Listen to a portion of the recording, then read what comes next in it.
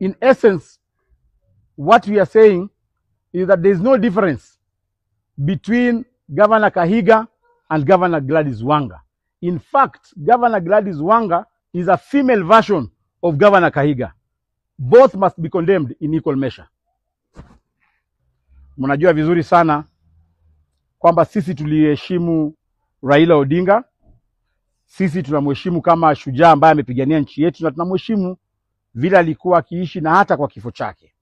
Tungependa kusema kwamba Governor Kahiga sio mwanachama wa DCP. Governor Kahiga ni mwanachama na ni governor wa UDA. Inahuzunisha sana mpaka sasa hivi wale wanachama wa UDA hawajaongea jambo lolote. Hawajamwandikia hata barua ya nidhamu.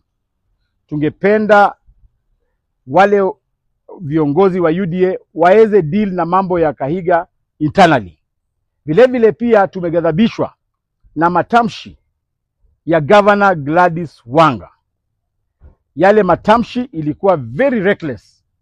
Governor Wanga kujaribu kuvuruta na kuingiza jina la party leader wetu katika migogoro hii. Mheshimiwa Rigathi Gachagua hajatamka jambo lolote.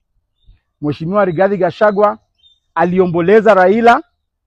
Mnajua hangeweza kuja kule Bondo kwa sababu ya ile mpango ambayo wakina Gladys Wanga walikuwa wamepangia party leader wetu, kumuumiza na kumdhulumu na kumdhalalisha. Lakini tungependa kuambia Gladys Wanga, hakuna tofauti yako wewe na yule gavana wa Nyeri. Sababu yale matamshi ya yule gavana wa Nyeri ni ya kuleta uhasama kati ya jamii mbili. Wewe Gladys Wanga vile vile unaleta uhasama kati ya jamii ya Wajaluo na Wakikuyu. Tungependa kukumbusha Gladys Wanga kwamba Raila Odinga alithamini sana Wakikuyu. That is why alikuwa na running mate Mkikuyu.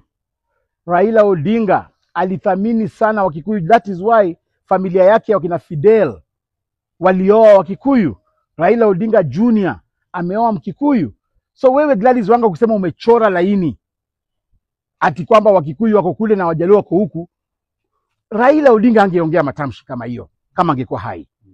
Na matamshi yako yamefanya tumeanza kukushuku wewe Gladys Wanga. Na kwa sababu umeleta siasa kwa hii maneno, wacha tuanze kuongea maneno ambayo watu wengi ambayo wameshindwa kukuongelesha wewe Gladys Wanga.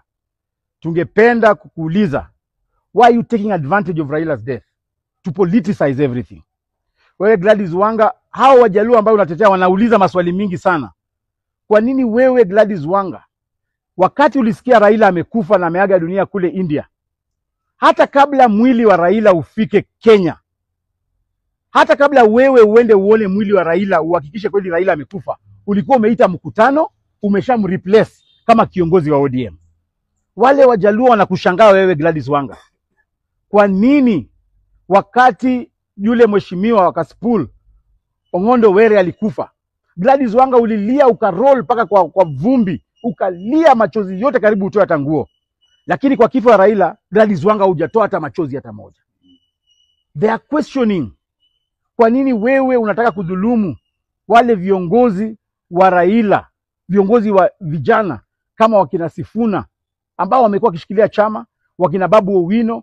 Wewe saa hii umepewa masharti na mkubwa wako wa UDA amekupea masharti ufukuze hao vijana wote kwa chama, uharibu chama ya Raila Amolo Odinga. So sisi tunakuambia you are not genuine and we are calling you out. Wewe uwache utoe jina ya Rigathi Gachagua kwa mdomo yako. Toa jina ya Rigathi Gachagua kwa mdomo yako. We are dealing with serious matters, serious national matters. You cannot divide our nation in ethnical groupings. Sisi tunathaminiana na makabila zote. That's why unaona leo hapa tuko na Wakikuyu wamesimama hapa, tuko na Wamasai, Waluya, Wakisii, Wajaluo. So wewe Gladys Wanga, tafadhali hiyo mambo ambayo unatumika na Kasongo Githinji, unatumika na Githinji, unatumika na Kasongo kuvunja ODM kwa sababu umepewa promises. Tafadhali do not trade with Raila's legacy.